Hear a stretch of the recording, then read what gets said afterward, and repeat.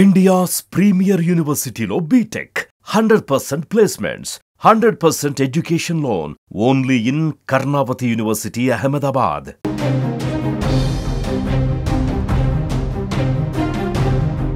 పాకిస్తాన్లో అల్లకల్లోలం మొదలైంది. ఇప్పటికే బలూచిస్తాన్ ఉద్యమంతో బలూచిస్తాన్లో తీవ్ర ఆగ్రహంతో ప్రజలు ప్రత్యేక దేశాన్ని అక్కడ ఏర్పరచుకున్నటువంటి సందర్భంలో తాజాగా మరొక రాష్ట్రం కూడా ప్రత్యేక దేశం కావాలంటూ పాకిస్తాన్ పైన తీవ్ర దాడికి తెగబడింది. ఒక హోంమంత్రి ఇంటిపైనే నేరుగా దాడి చేసినటువంటి దృశ్యాలు ఇప్పుడు భయాందోళన కలిగిస్తున్నాయి.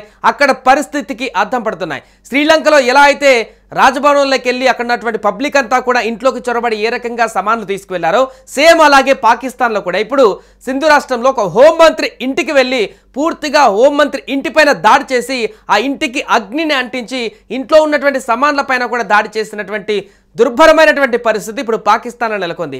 దీంతో పాకిస్తాన్లో తాజా పరిస్థితి ఏ రకంగా ఉందో కూడా స్పష్టంగా అర్థమవుతుంది. ఇప్పటికే ఆర్థిక సంక్షోభంలో కొట్టుమిట్టాడుతున్నటువంటి పాకిస్తాన్లో తాజాగా అంతర్యుద్ధం మొదలైపోయింది.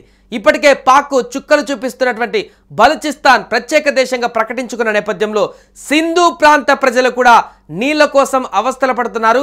రోడ్లెక్కి ప్రభుత్వానికి వ్యతిరేకంగా నిరసనలు చేస్తున్నారు. తమ సమస్యను పరిష్కరించాలంటూ గత కొన్ని రోజుల నుంచి ఆందోళనలు చేస్తున్నారు. రోడ్లపైన వాహనాలు ధ్వంసం చేస్తూ నినాదాలు చేస్తున్నారు. దీంతో పరిస్థితులు ఉద్రిక్తంగా మారాయి. అక్కడ ఓ పాకిస్తాన్ మంత్రి ఇంటిని స్థానికులు ఏకంగా చుట్టుముట్టి నిప్పు పెట్టారు, నినాదాలు చేశారు.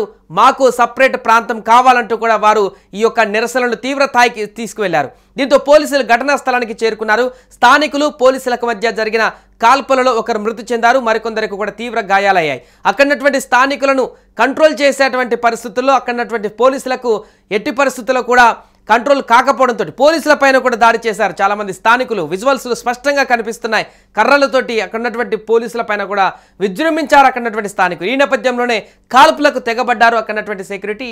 అందులో ఒకరు చనిపోయినట్టుగా తెలుస్తోంది. ఇక Pakistan army chief general Asim మునీర్కు ఆ దేశ ప్రభుత్వం పదోన్నతి కల్పించినటువంటి రోజే ఈ యొక్క భారీ నిరసనలు కొనసాగడం పాకిస్తాన్లో ఉన్నటువంటి తాజా పరిస్థితులకు అద్దం పడుతుంది. ఇప్పటికే బలూచిస్తాన్తో సగం విడిపోయినటువంటి పాకిస్తాన్ చిన్న ముక్కగా మారినటువంటి సందర్భంలో సింధు రాష్ట్రం కూడా ఇప్పుడు ప్రత్యేక దేశం కావాలంటూ ముక్తకంఠంతో పాకిస్తాన్ ప్రభుత్వం పైన తిరుగుబాటు జెండా ఎగరవేయడం, నేరుగా మంత్రి ఇంటిపైనే మూకుమ్మడి దాడి చేయడం, అక్కడ భద్రతకు సంబంధించిన ఏ విధంగా సెక్యూరిటీ లోపాలున్నాయని కూడా స్పష్టంగా అర్థమైపోతుంది. దీంతో ఇక పాకిస్తాన్ దౌత్యపరంగా ఇటు ఆల్రెడీ ఇప్పటికే భారత్ దౌత్యపరంగా ఎన్ని రకాలుగా పాకిస్తాన్ ఇబ్బందులు పెట్టాలి అన్ని రకాలుగా పెడుతుంది.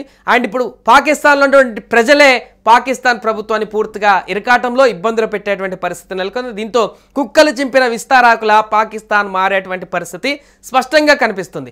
బలూచిస్తాన్ ఆల్రెడీ విడిపోయింది, అధికారికంగా ప్రకటించుకుంటుంది తమ దేశాన్ని గుర్తించాలని. బట్ ఇంకా పూర్తి స్థాయిలో అన్ని దేశాలు కానీ ఐక్యరాజ్య సమితి కానీ గుర్తించకున్నా కూడా ఆల్రెడీ ఒక పార్ట్ సపరేట్ అయిపోయినట్టుగా కనిపిస్తుంది. అండ్ ఇప్పుడు సింధు రాష్ట్రం కూడా మేజర్ రాష్ట్రం పాకిస్తాన్లో ఇది కూడా ఒక సపరేట్ దేశంగా కనుక ఇప్పుడు మారిపోయేటువంటి ప్రమాదం స్పష్టంగా కనిపిస్తుంది. అక్కడ ఉన్నటువంటి నిరసనకారులు కూడా బిఎల్ఏ తరహాలోనే పాకిస్తాన్ పైన అంటే ప్రభుత్వం పైన దాడులు చేసి ఆర్మీ పైన దాడులు చేసి ప్రత్యేకమైనటువంటి ప్రాంతంగా గుర్తింపు పొందడానికి కూడా నిరసన తీవ్రతరం చేసేటువంటి పరిస్థితి అయితే నెలకొన్నట్టుగా కనపడుతుంది. దీంతో ఇక పాకిస్తాన్ అనేటువంటి దేశం అతి చిన్న దేశంగా మారేటువంటి అవకాశం ఉంది. ఇక ఇప్పటివరకు ఏదైతే ఈ బలూచిస్తాన్ సింధు రాష్ట్రాలు కూడా విడిపోతే పాకిస్తాన్ ప్రపంచ పటంలో అతి చిన్న దేశంగా మారేటువంటి అవకాశం ఉంటుంది. ఇక ఇలాంటి కుట్రలకు పాల్పడేటువంటి ఉగ్ర కుట్రలకు పాల్పడేటువంటి పాకిస్తాన్ కూడా క్రమంగా పూర్తిగా కనుమరుగయ్యేటువంటి అవకాశం కూడా ఉన్నట్టుగా కనపడుతుంది. ఏదేమైనా ప్రస్తుతం పాకిస్తాన్లో కొనసాగుతున్నటువంటి అంతర్యుద్ధం అనేది తీవ్ర స్థాయికి చేరింది. పాకిస్తాన్ని ఎవరూ బ్లేమ్ చేయాల్సిన అవసరం లేదు, ఎవరూ పాకిస్తాన్ పైన ప్రతీకారం తీర్చుకోవాల్సిన లేదు. పాకిస్తాన్లో ఉన్నటువంటి పాకిస్తానీలే ఇప్పుడు ప్రతీకారం తీర్చుకున్నటువంటి పరిస్థితి వచ్చింది. పాకిస్తాన్ ప్రజలే పాకిస్తాన్ పాలకులని తరిమి కొట్టేటువంటి రోజులు అక్కడ నెలకొన్నటువంటి పరిస్థితి నెలకొంది. ఏదేమైనా కూడా నిత్య రావణ కాష్టంలా మారినటువంటి పాకిస్తాన్లో రాను రాను ఎలాంటి పరిస్థితులు ఎదురవుతాయో చూడాలి.